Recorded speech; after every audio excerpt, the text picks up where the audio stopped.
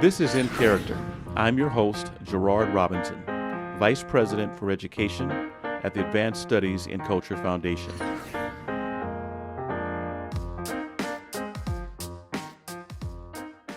Hello, everyone. My name is Gerard Robinson. Welcome back to another session of In Character.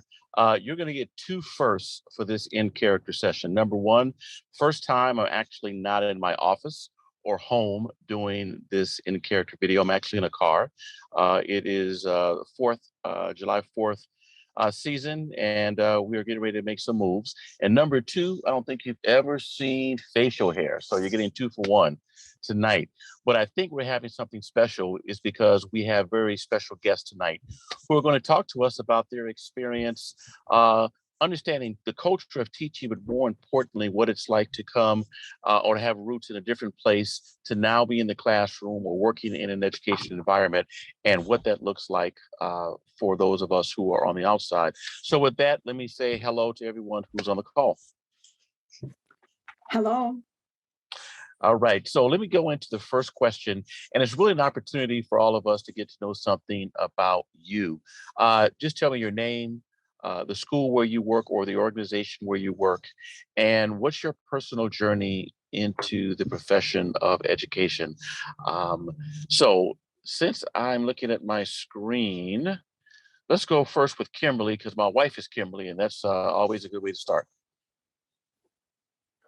My name is Kim Stock, and I am an English learner, ESL and English Language Arts teacher for McCain High School in Red Clay in Delaware.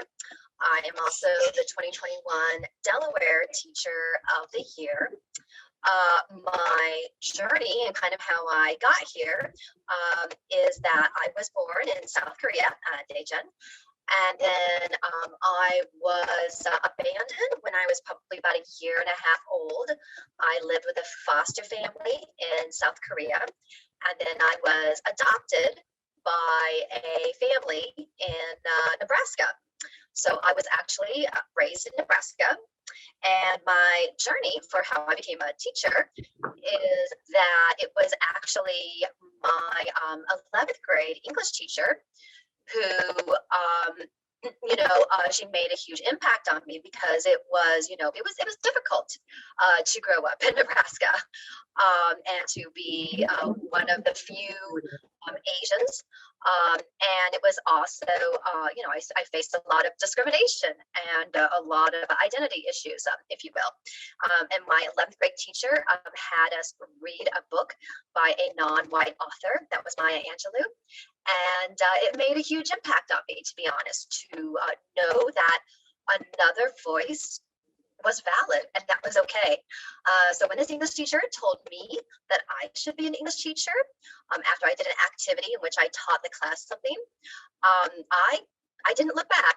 And I have been in education all of my professional career. So thank you very much. So Kimberly, thank you for telling us your story. My wife and 2 younger daughters and their best friends just spent 6 days at a beach in Delaware. So always glad to hear about your state. So Jessica, I see you in my camera as well. Who's Jessica? That is me. Hi, everyone. I'm Jessica Dueñas. I am the 2019 Kentucky State Teacher of the Year. My work today is I do diversity and equity inclusion consulting with Frankfort Independent Schools in Kentucky. It is the school district in Kentucky's capital. Previously, I worked in Louisville, Jefferson County Schools, and Oldham County. So I did a lot of work in Kentucky, even though I'm actually born and raised in Brooklyn, New York. I'm a first generation American born to a Cuban father and a Costa Rican mother. And in terms of my journey into education, my parents were not educated. And when they came to the US, they really emphasized the value of education for me so I wouldn't have to struggle like they did. And as I went through, honestly, from kindergarten, I knew I wanted to teach. I fell in love with my kindergarten teacher. She was nurturing and kind of scary in a loving way, like firm, but like loving. And I never lost sight of wanting to be a teacher. So by the time I graduated college, I became a teacher, but here was the thing. I didn't know what I wanted to teach. I went through all these years of high school, college. I did not know what I wanted to teach. And I fell into special education because I didn't know what I wanted to teach. And then I love special education because it's not so much about the subject, but it really is about the kids and supporting their learning process. So I did that for 13 years.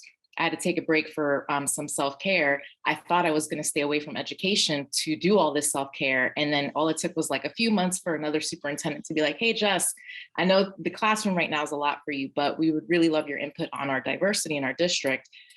So I'm back working with public schools, but just in a different facet. And, you know, since I have an EDS in instructional leadership, it actually is a really great way for me to implement the degree in a way that's still really helpful to schools and kids. So that is what I do. And in terms of did you want us to address the second question about how we use our roots? Not yet. Oh, no, Okay. I'll get to that. We're going to do a round robin. Okay. And I'm glad you told your story, because I used to work in New York for 2 years. And when I heard your accent, I said, I didn't hear that in Kentucky. I have some friends there. So, all right, we're good for that part. We'll come back to you for the second one. Anna, I see you in my screen as well. Who's Anna? Hi, so my first name is Anna, and I always put my full name, but I go by Sarahi, which is my middle name.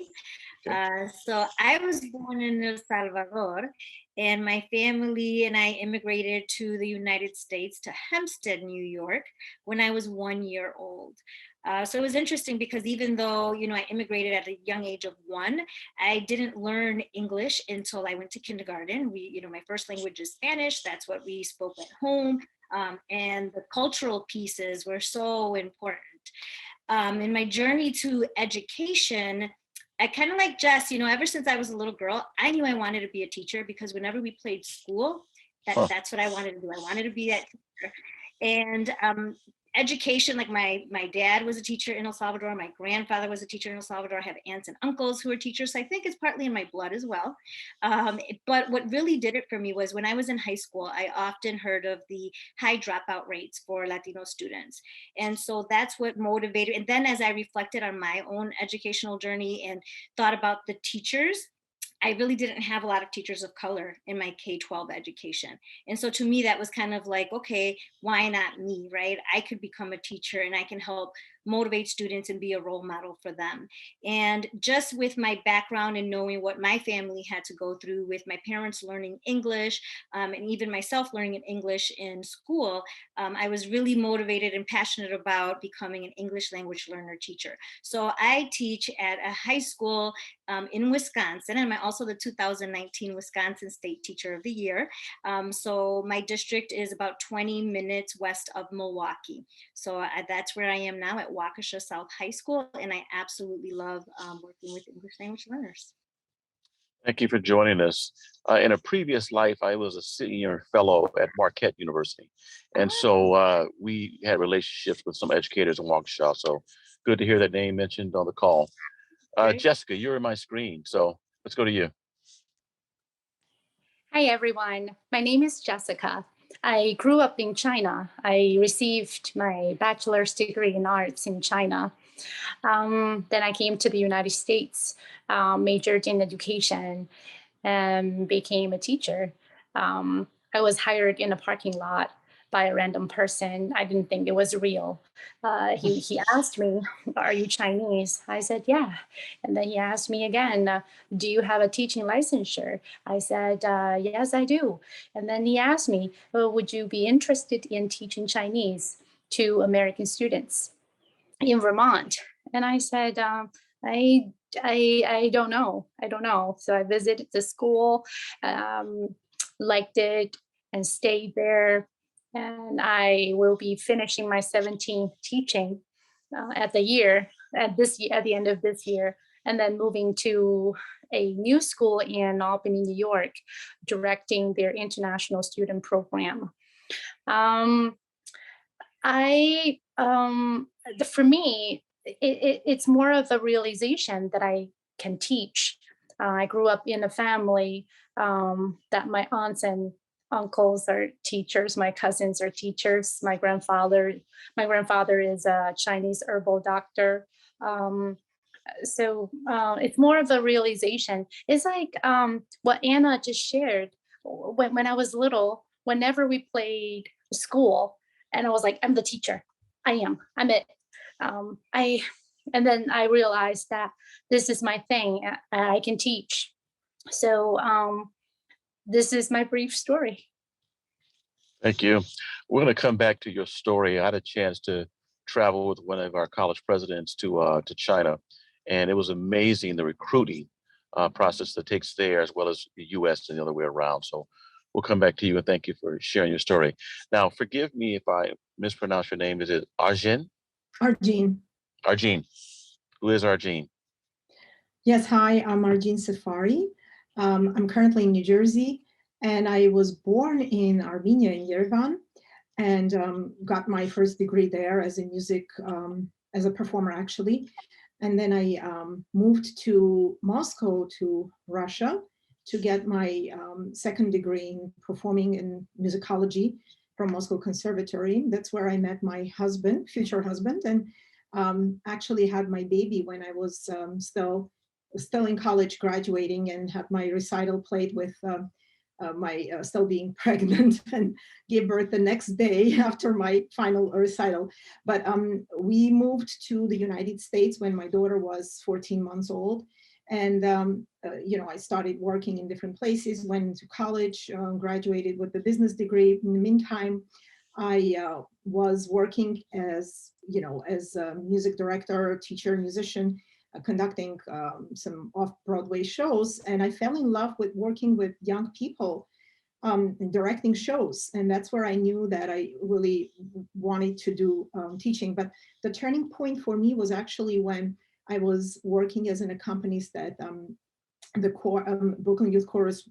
And one of the students there lost her father during 9/11. And we were performing one of those, there was a piece written for in a memory of those who were gone in 9/11. And we actually performed the piece, and there was a part where the names of all the deceased were pronounced, and she was invited to come back and to actually recite her father's name. But I worked with her one-on-one, and she actually achieved her dream getting into a performing school.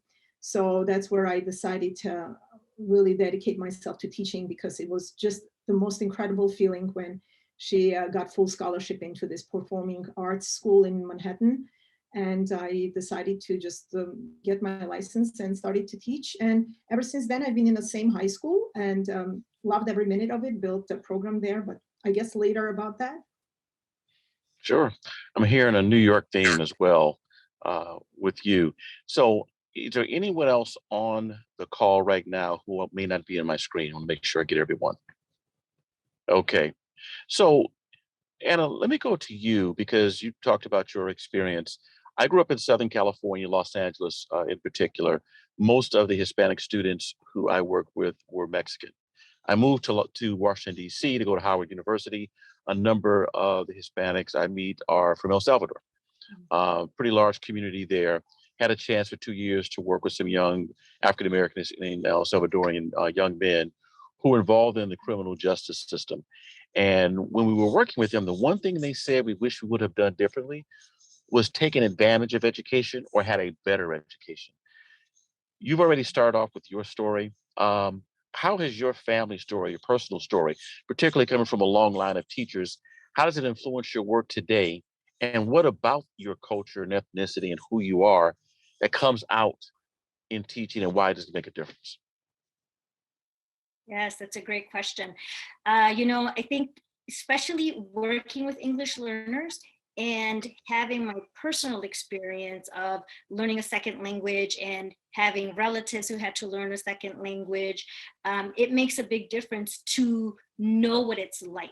So when I step into a classroom and have English learners, they're able to see like, oh, she had to do it too. Her family did it too. And I tell them, I share with them my story, because I think it's so important for us to share our stories so that we can be role models for students. even little things as like just understanding that a lot of times, even food, culture, music, I remember one time I was dancing cumbia and the student's like, you dance cumbia, miss? Of course I dance cumbia, and those little connections, they make a big difference. Another important piece that has been so instrumental for me is the connections with families. So knowing what my parents had to go through and not like, so I always remember that my mom never went to parent-teacher conferences. She just never did. And she always said that it was because she's like, why am I going to go? I don't understand what they're talking about. I'm not going to go. Then my dad, he was the one who would always go with my brothers and I to the parent-teacher conferences. When I became a teacher, I asked my mom again, like, okay, mom, so really, like, what could the school have done better? So I'm taking like a lot of the experiences and the challenges that I saw my family go through. And as students, do you also feel these challenges? And they're like, yeah. So like one of the things that I have done is I've worked where I've created parent groups and really have focused a lot on building those relationships with families, making sure they understand the grading system, how to report attendance, all those pieces that are so important.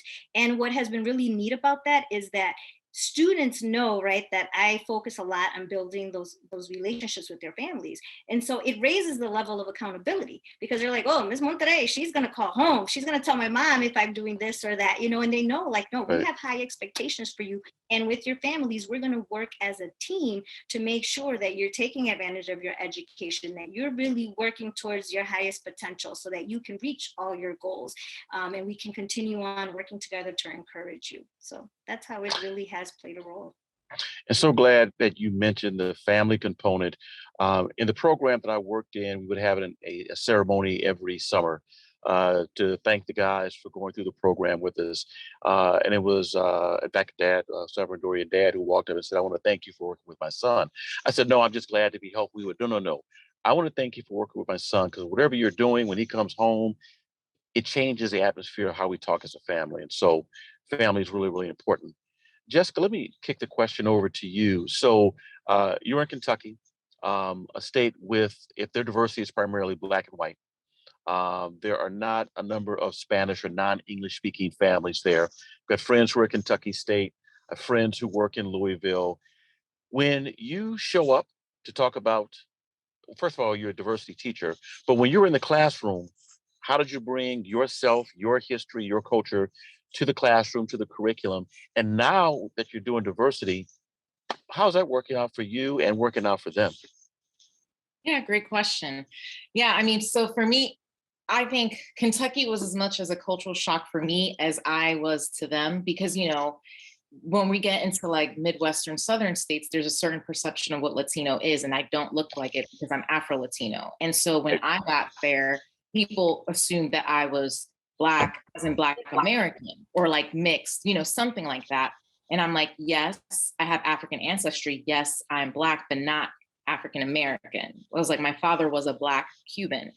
And so really the interesting thing about my situation in Kentucky has always been kind of like working with kids to open their mindset a little bit as to like what Latinx people look like, because they have a certain perception. And then it's like, no, like, this is what I look like. This is what my family looks like. And then, like they'll say stuff like, oh, well, you don't know what happened in discrimination. I'm like, actually, my father in Cuba couldn't go into certain places because he was Black. And so like, it's been really interesting to kind of bring commonalities between me and some of the students, just because we realize that in certain ways we're more alike than we are different. Culturally, yes, we have very different cultures, but a lot of the struggles remain the same. And so that's been a really interesting undercurrent in terms of like my relationships with students. And then likewise, for some of my white students who have never worked with like a teacher who came from immigrants, it just kind of changed their mindset because they just had a certain perception of what it was. And just working with me, they at least have like a positive role model where they're like, no, like if someone is saying something bigoted at home, they can be like, well, actually, like Ms. Dueñas at school, blah, blah, blah, blah, blah. And so I think like that's been a really important part of working in Kentucky. And then in terms of the diversity work now, it's been one of the really interesting parts has been the increasing English language learner population there because of Catholic Charities in Louisville.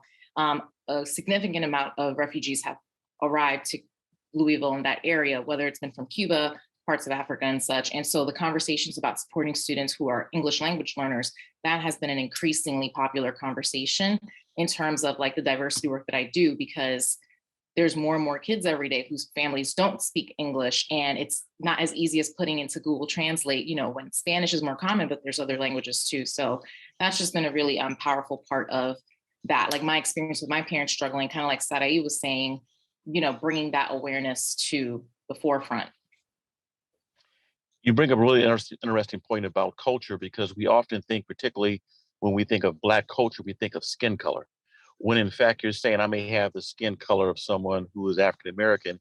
Yes, I'm Afro Cuban, and most people are like, Afro what? Huh?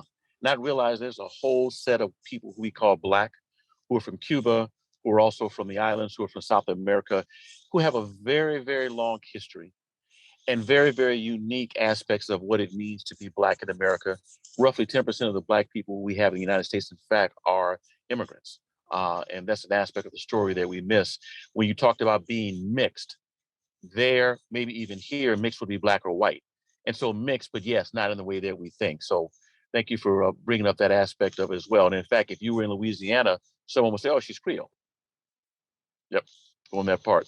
So Kimberly, let's go to you. You shared your story about being adopted, going to Nebraska, a state probably less diverse than Kentucky.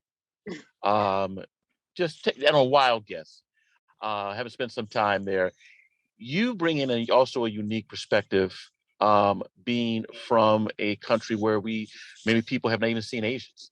So how do you bring your story, your roots, your culture to the classroom, and what has been the interaction? How have people benefited as well? Yeah, I think that my students are able to relate to me, not because I teach a lot of Asian students, although there are a lot of EL teachers who do. It's just that in my particular population of students I teach in Delaware are not. But I think when they see me, they could see that I am someone who looks different than the majority. And I'm someone who is different than the majority. A lot of my students come from situations from their home countries in which they have experienced trauma. And I think that is something that when I'm able to, share that story of trauma that has really shaped my life, that they can see that somebody like me can go through that kind of trauma and with a lot of support and a lot of God's grace, kind of come out on the other side. And I think another thing that my students can see with me is, there's kind of this universal aspect in what we do, which is, code switching, and it has to do with kind of our, different identities. There is an identity of me that is Korean. There is an identity that is American. There's another identity that's Midwestern, and another identity that's Korean American. And all of those identities, do call for a certain level of code switching. That as my students are here in America longer, and of course, most of my students were born here in America, that they are also having to go through too. And so even though I may not share the same, home culture as them, that those are things that are very universal. And so I think that trying to the story of trying to figure out different identities, that is definitely something that my students are doing constantly, whether it's putting on a different hat and a different identity when they are at home, and then a different identity when they are at school, and then even different identity when they're with their friends or at their jobs. And so those are all things that, even though there are some things that are not the same, that I share with my students, but those universal things are the same. And I wouldn't have that unless I was born in Korea, unless I was Korean American. And the code switching is so important because it shows a level of intellectual dexterity that we often underestimate. But being able to do it across lines, and you were able to do it across multiple lines in ways people cannot. So I want to thank you for bringing that up. We've got a couple of people who joined us. I will actually go to them last. I'm going to continue to walk through, and I'll ask them the question. So Jessica, you talked about someone coming up to you in a parking lot. Was this in China? Or this was here? Yeah, it was in Vermont during my student teaching. Yep.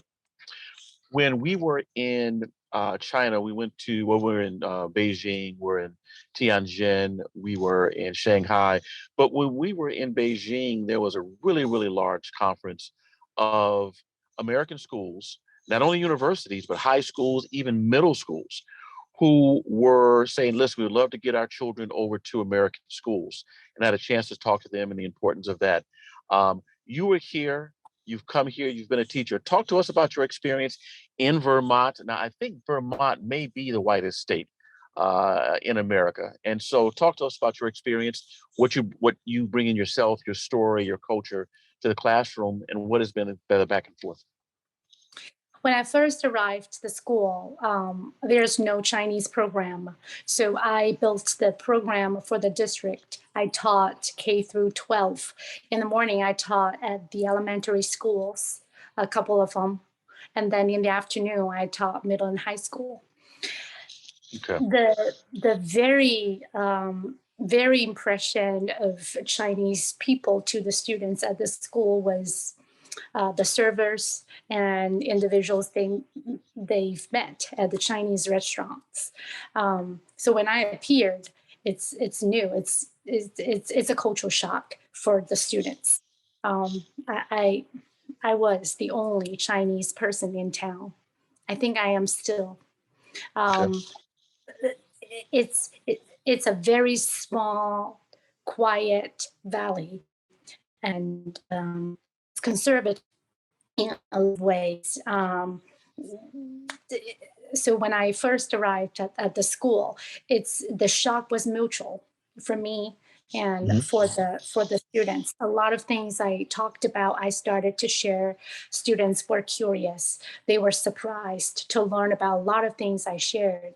My educational background, my family, my trips, my experiences, everything. They were shocked that a Chinese person speaks English. And they asked a lot of questions, but a lot of questions were around the very stereotyped and like the impression of China, like the food, pandas, Bruce Lee, Jackie Chan. So it's quite a change to bring my experiences and implement the curriculum to build the relationship, not only with the students, but also with their parents. I spent time to go to their shows, to go to their games. I talked to their parents. And actually, the relationship I established with the parents made the communication so much easier. I was not recognized as a teacher only. I was recognized as part of the community. That meant a lot to me. That's the main reason why I was there for 17 years. And that's a good point about saying you were part of the community, not because of solely who you are, but you were actually grafted into Correct. what they call the community. Very good. So, Argine, let's go to you. You've got what some would say Eastern Europe, also a field of music. Same story. How do you bring yourself, what you do, who you are, your culture, to teaching, and what's the back and forth? Well, for me, it wasn't really hard to figure out how to do that, because through music and through culture, through the arts, I think it's just the best venue you can imagine.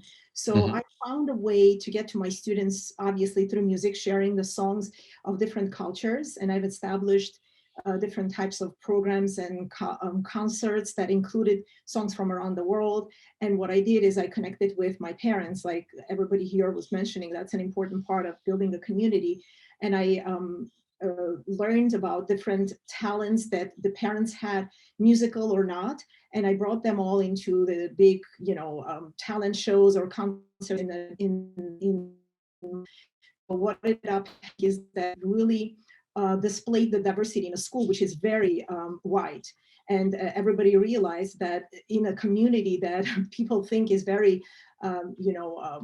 homogenous, there are so many different cultures and so many different, backgrounds that people don't even realize. And the biggest surprise for me was that the students learned about themselves more than they ever imagined, because they all of a sudden went to their grandparents and grandmothers and asking about their cuisine, traditional foods, about their songs, and they recorded. I had a project where they had to ask their relatives to record some of the traditional songs or poetry. Some people were calling their relatives in Ireland, in France, in Germany, asking them to record things in their languages. And all of a sudden, it was just an incredible experience building that community of different learners. And then just because your skin is white doesn't mean you're coming from the same culture. And so I know Jessica mentioned here that, you know, you may look one way and just, it doesn't mean, and you, Gerard, also mentioned that just because you're African-American doesn't mean you come from that culture, or vice versa. And so that was an experience for me too, because when I first started teaching, my English was not good at all. And people looked at me and just assumed, like Jessica mentioned also, that, you know, I'm just someone, you know, it could be I'm working in the cafeteria, or, you know, people. And then I was subbing some classes and people were like, so you teach Spanish here, huh? Well, just because I look Hispanic, it doesn't mean that I teach Spanish. There were many instances like that I realized that people really, my students need to be educated about how how, I guess, complicated that whole question of culture is. And just to make assumptions based on how somebody looks or what the accent is that they carry is, you know, the worst thing you can do. So opening the world for them in that sense just helped me through music. And like I said, all of a sudden we had Indian dances on a stage, Filipino students bringing their families and doing interesting things. And it just taught me also a lot about the culture and diversity that I so much admire in my area, you know, in New York City, first arriving there and seeing all this wonderful buzz around different cultures, and just wanted to bring that into my community. But yeah, I guess that's what my experience has been. And also singing in different languages helped a lot, because I had a concert with, for example, 25 languages. The songs were from every single language you can imagine. And so the students learned about the culture while we talked about the song. There was a story behind every song. So there was a story behind every culture, and they could connect with it one way or the other. And of course, me being an Armenian person, not many people knew who Armenians are, but I went to school in Russia. So, oh, you're Russian? No, I just speak Russian, but I'm not Russian. So all those, I guess, things that not many people, not many adults can catch. It was fun for me to share that with my students. And I think they came out of that experience, or they come out of that experience a lot more educated and knowledgeable than they can possibly imagine. You're so correct with music being a universal language and a way of breaking down barriers, as you mentioned, people singing or different languages. And you're in New York, and you also mentioned Russia. I think of Paul Robeson, who was able to use not only his artistic talent, but his voice to break down many barriers long ago. So, Lynette, let's go to you. Thank you for joining us. I'm going to give you a 2-in-1 question. Tell us who's Lynette, where you work, and how have you used your culture, your roots, your story to influence how you teach, or where you teach, but most importantly, what's the back and forth? Thank you, Mr. Robinson. I must apologize. I'm in Arizona, so I was on Arizona time, and so we'll blame Catherine. Don't worry about it. Eastern time, so I do apologize for that. Ja, it's Lynette Stant yin shat and to Kenan Schnitt, but that need bushes chain sitting at Jenny Dutch to the Jenny Dutchanelle. A good ego the ne is Schle. So what I just said is my name is Lynette Stant. I said my clans, and that those clans are what make me a Dene woman. And so I grew up on the Navajo Reservation. I am currently a 3rd grade teacher on the Salt River Indian Reservation. And so one of the ways that, well, first of all, the students that I teach in the classroom that I teach in, all my students are Indigenous students. And so they are from the Salt River Pima Maricopa Indian community, which is different than who I am as the Dene woman. And so one of the ways that I bring in my culture, well, I actually bring it in several different ways. One is an understanding what it means to be an Indigenous student. In terms of walking between an English world, an English setting, and as opposed to walking in a world where it's very traditional. The community itself of Salt River is very reflective of where I grew up. It's very, very small community. There's not a lot of resources out there in terms of like grocery stores or anything like that. It's very rural. And I've been teaching in Salt River for 17 years. So one of the ways that I definitely try to bring in my culture is through language. I understand that language revitalization is really important to Indigenous communities. And so recognizing that, I really have taken it upon myself to learn the language of my students and try to use it as often as possible in the classroom. Because I know that when I speak to my own child in my Indigenous language, or when my mother speaks to me or my parents speak to me, it takes on a different meaning. And those of you who speak your own traditional language know that there are some things that just don't translate in English. And so, I feel that language is a way for me to connect with my students and nurture who they are as Pima and Pipash students. So it's really important for me to learn their language and try to use it as often as I can in our classroom. And luckily, I work in a school where they really foster that. So regardless of who you are, if you are a teacher in our school, they require you to take the language of the community. And so you take the language classes, and they really they encourage you to use the language in the classroom. Some of your colleagues on the phone come from a line of teachers. Some do not. Is that your story? And if not, what was the aha moment that made you say, "I want to become a teacher"? My aha moment actually came about in kind of a negative way. It was when I was in college. I experienced racism for the very first time as a college student here in Southern Arizona, and it was blatant. Through a professor who told me that as an Indigenous student, I was not prepared for college, and she didn't know why Indigenous students come to college because they're never prepared. All the way down to, going to frat parties and being stopped at the door and being asked, "Can I see your Bureau of Indian Affairs number? Don't they tattoo that on you?" It was just really blatant racism that I experienced as a college student.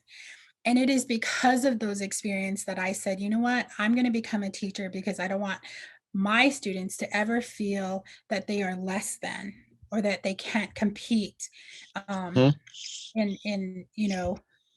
a colonized society.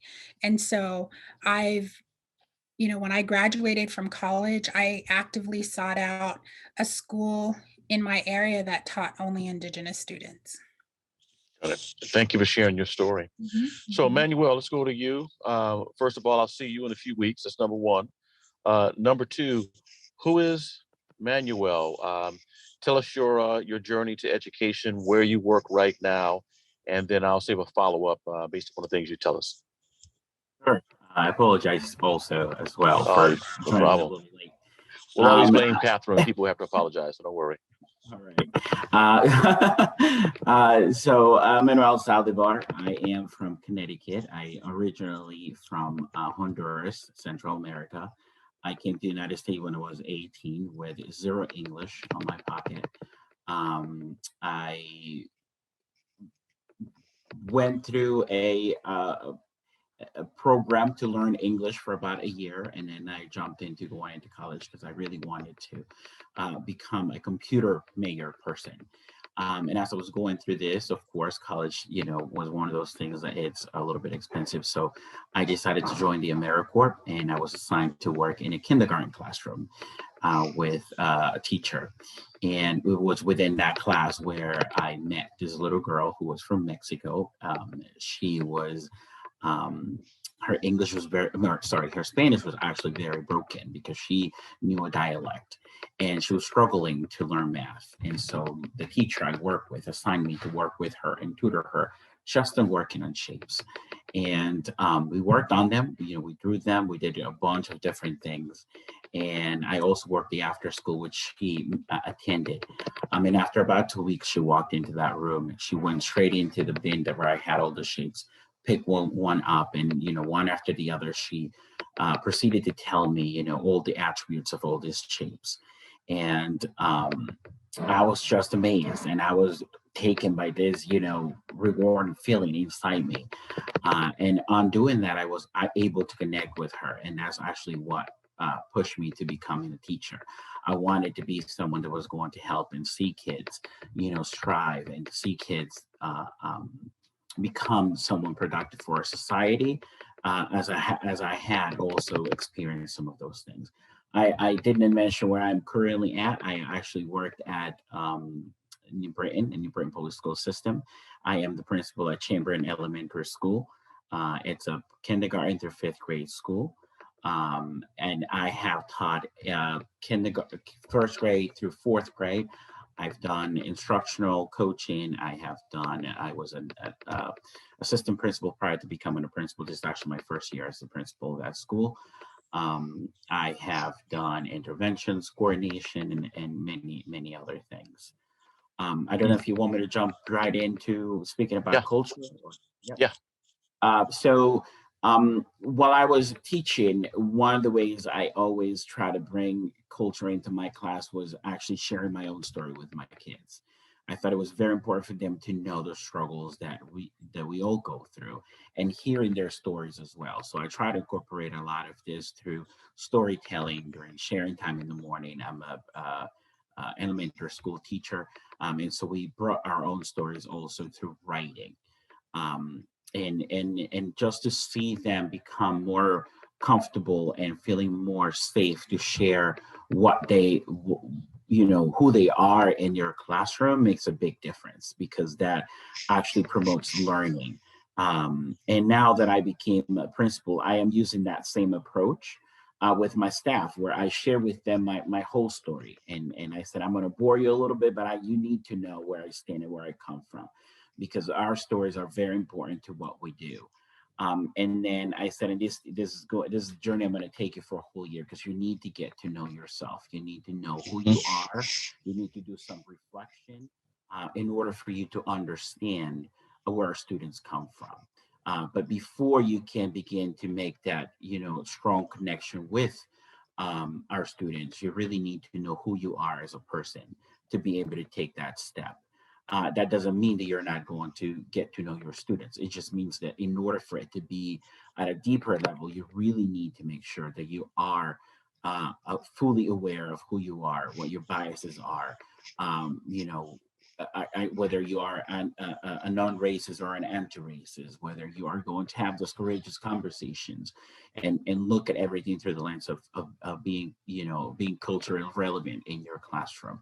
And it is a journey, it is painful, but I believe that we all need to go through it if we really want to connect with our students and make sure, and support our students to become active members of our community. Another thing that's unique to your experience is that you're working with elementary school students, and there are very few men who are actually working in elementary.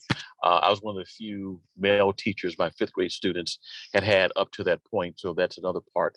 So listen, we have minutes left, and what I want to do is give some of you a chance to respond to a question based upon maybe some of the things that you've heard from your colleagues. So what have you heard from one of your peers that made you go, yeah, that's so true?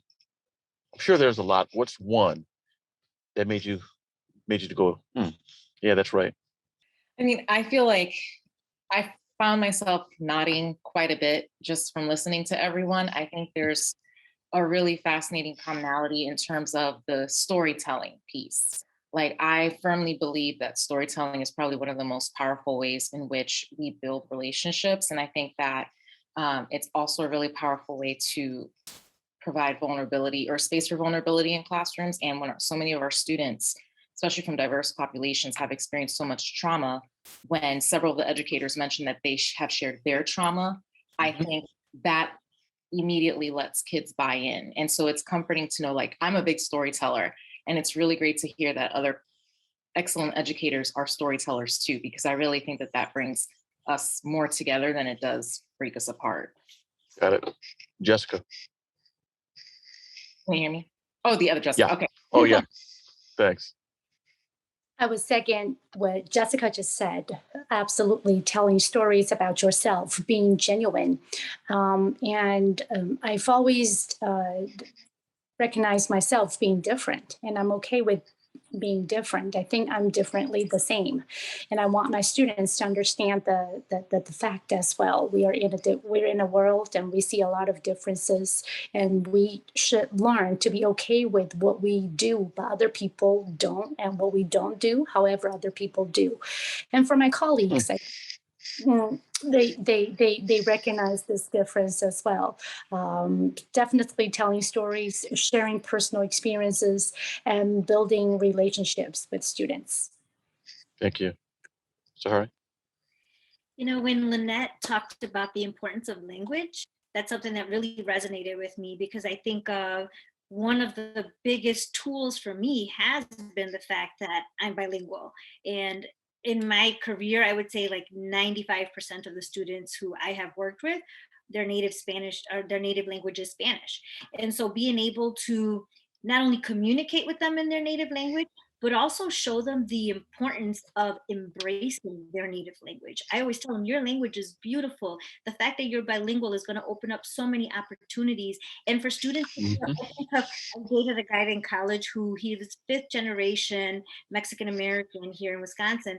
And by the time for his 5th generation, they had lost the language because, you know, his mom actually did know Spanish, the dad didn't. But he said, you know, by that time, families were stopping teaching their children the language because of the racism that they faced. And so to be at a point where we can say, you know what, be proud of your language, don't lose your language, use it.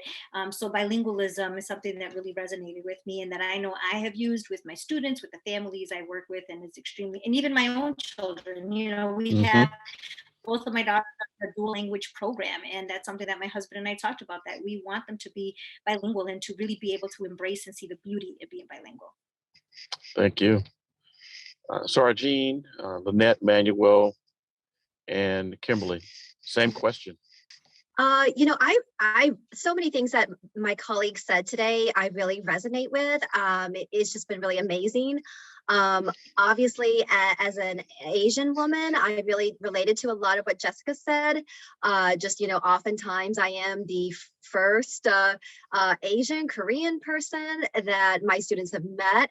And I have to say that now that K-pop is so big, that's actually given me a little bit of street cred with my students. So that's actually kind of helped a little bit. And then also I really could really understand what Lynette was saying about the power of language and how important that is. Language, actually, my love of words is actually another reason why I just really love being an English teacher and an English learner teacher too. I really related to a lot of what Manuel said about, you know, who we are is so important, and it kind of helps us to understand like why it's so important to be culture responsive, especially in this really you know, politically divided world that we live in here in the United States. That, you know, we know firsthand how important these things are, and that we can't let, you know, a different political you know, idea or naysayers, you know, get in our way of doing what's right for society and doing what's right for our students. And so really, honestly, all those things are just so important. Thank you. Yeah, definitely.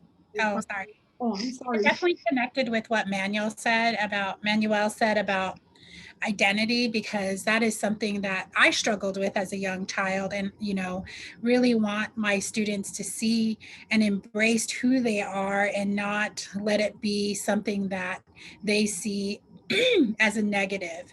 You know, now that, you know, Canada has uncovered the the graves of, Indigenous students in residential schools, I know my students heard those stories, and I know that they are on social media. And when I go back to school at the end of the month, I'm really curious to hear the dialogue around, what they've read on social media over the summer, because it really does affect their identity.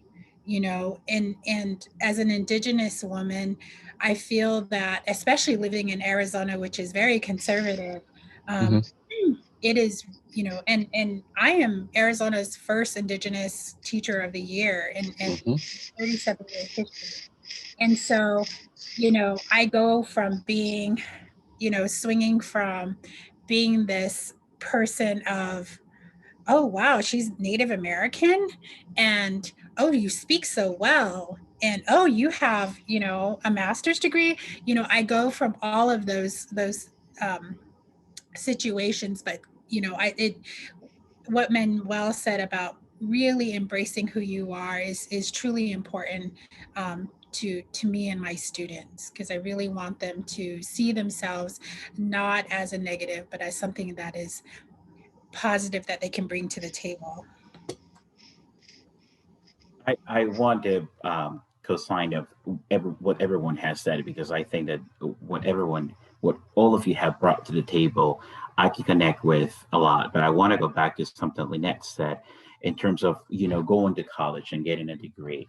I remember in my first year as an AmeriCorps, in that kindergarten classroom, there was a conversation between some teachers, and they were talking about, how many minorities make it to grad school. A doctoral degree was not even on the table, but just what was the percentage? And I can't remember because it was so long ago. But I remember that the number was very low. And at that point, I said, I need to personally go to grad school and get a graduate degree. And no matter what, and I need to make sure that I make that a possibility for my students coming behind me. And I think that kind of helped me, and it's difficult to do when you are dealing with elementary school students, because they still have a long way to go to make a decision as to where they want to go, correct? But I thought that it was very important for me to tap into what their interest was, and to really get to know them at a personal level and help them develop that identity that was going to help them once they went to middle school or high school, and they were exposed to different careers, for them to make a decision as to what they wanted to become of themselves. So that really resonated with me. And also, I came at the end when Jessica was talking about how, just because you're Hispanic, it doesn't mean that, we're all behave the same way. That was a big culture shock personally for me when I came to the United States as a Honduran. And then I had to learn the Salvadorians behave different than me. And then Dominicans also behave different than me based on, and when I say behave, I'm talking about their cultural rituals, the way they express themselves, right. Even the words they use, the lingo they use was completely different. And so you can only imagine, what our students who know zero English and they don't know much of the culture, when they come into our classrooms, how overwhelming this, can become for them, and what can we do to help them to make sure that they are coming into a safe, welcoming environment where they're going to be able to, to become their own best, so that they can learn and then move on and that ladder, so that they can become someone later on in life, whatever that might be. For them. Thank you. Great. Well, I just want to add that I would say that I agree with everything that's been said, because I do believe that the language part, everything that's been said is just resonating with me. But I want to tap into a little bit on what Lynette said about the racism that she's experienced, and how interesting it is that I go back and I remember how I was being interviewed for one of the jobs that I was applying for. And that was a church job, actually, as a music director. And Monsignor shared with me, and this was a Irish church, and he said to me, are you okay being the darkest person in our parish? And at that moment, I really didn't really think much about it, because I've experienced racism, and I experienced, I came to the United States as a refugee. So it wasn't a shock for me to understand that how people, hatred exists and things like that.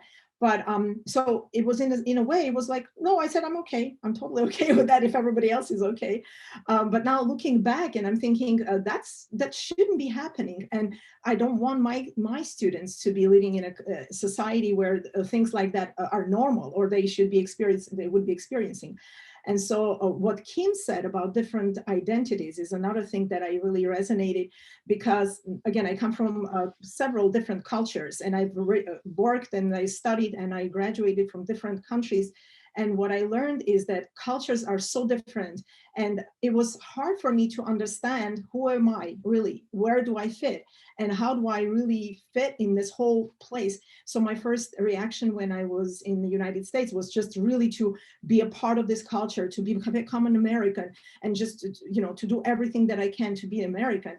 And it took me years to realize that I should stay true to myself. I should be who I am, and I should be proud of who I am. I should embrace that culture. I learn language, I learn things, but I should be encouraging my students to embrace that culture, which is why I started to share with them my story, and I learn about their stories and teach them about their own stories, about their own backgrounds, so that a part of identity is extremely important, I think. And when you understand that you could be split, you could be really even being an accomplished person, you are still trying to figure out who is it you are. You can only imagine young minds, people who are still growing and still trying to understand who they are in this society, what's their part, and what are they here for. So I think it's huge to help them learn about themselves, give them that nourishment and trust, and empathize with them, and make them believe in themselves, as to the differences are great, and so that there are so many similarities that we share, but the differences are the things that make them unique and stand out. So I think those things is what I really enjoyed listening to and learning from this wonderful group here today. Thank you. My two takeaways as we end tonight, number one, is that language is actually an asset. We tend to think it's a deficit. I mean, think about it. All of you speak more than one language. All of you actually can code switch in different ways, which shows, again, a high level of intellectual dexterity. And all of you can walk through cultural lanes in ways that people, often who are against or who argue against some of the things that we support, can't do. So it's actually an asset. And number two, when we talk about identity, that is something that we really need to get a good grasp on, because we see someone's face, skin color, texture, shape of face, and we make assumptions about who they are, what they speak, when in fact we're much broader than those things. I also want to thank all of you for sharing your personal stories about your own personal trauma, those put upon you, and also the stereotype threats that come along with some of this work. One of the reasons I have conversations like this for people later on who will watch or listen to this is because you're speaking not only a real world view of what it's like to be an educator in the classroom, outside the classroom, working with families in the real world, but you also give researchers and others an opportunity to go back to the drawing board sometimes and say, how can we address language, ethnicity, identity, and culture? Culture, again, is more than skin language, also more than language. It's really the implication value to this. So thank you for the work that you do in culture. Again, my name is Gerard Robinson. I'm with the Advanced Studies of Culture Foundation. Thank you again for joining us for another session of In Character, and look forward to our next session with another group of wonderful educators. Take care, everyone.